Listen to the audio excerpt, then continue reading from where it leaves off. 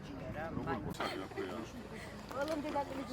მაიკაჯი და კიდე რაღაც კომპანიები. რამდენიმე საათი არის დარჩენილი იმ გრანდიოზულ წამამდე, რომელსაც ქვია ლეგენდარული Guns N' Roses შოუს დასაწყისი, იმიტომ რომ მართლაც უპრეცედენტო მოვლენა არის, როდესაც შენს ქვეყანაში და შეკვეთილში, გურიაში ჩამოდის ისეთი რანგის ბენდი, როგორიც არის Guns N' Roses, რომელიც 40 წელზე მეტია მისი დიადეს არ კარგავს. ამაღელვებელია საპასუხისმგებლოა, იმიტომ რომ მესამე მუსიკალური სეზონის დასაწყისია და პირველი ორი წარმატებული სეზონის შემდეგ განსაკუთრებით მნიშვნელოვანია, რომ მესამე სეზონმაც ისევე კარგად ჩაიაროს, როგორც წინამორბედები იყო.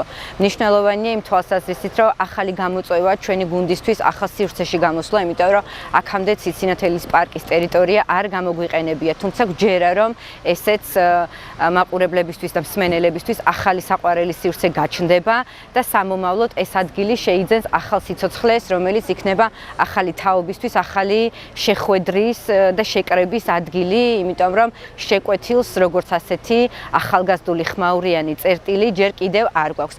აქტიურად მიმდინარეობს პარკ ციცინათელას რეაბილიტაციას, ასე რომ გვჯერა, რომ სამომავლოდ ამდენი საინტერესო ღონისძიების და ამდენი საინტერესო სივრცის შემთხვევაში შეკვეთილს ნამდვილად აქვს იმის რესურსი, რომ სამომავლოდ ნამდვილად ჩამოყალიბდეს როგორც საფესტივალო კურორტი, რომელიც მიმზიდველი იქნება როგორც ქართველებისთვის, ასევე უცხოელი მოგზაურებისთვის და განსაკუთრებით მელომანებისთვის.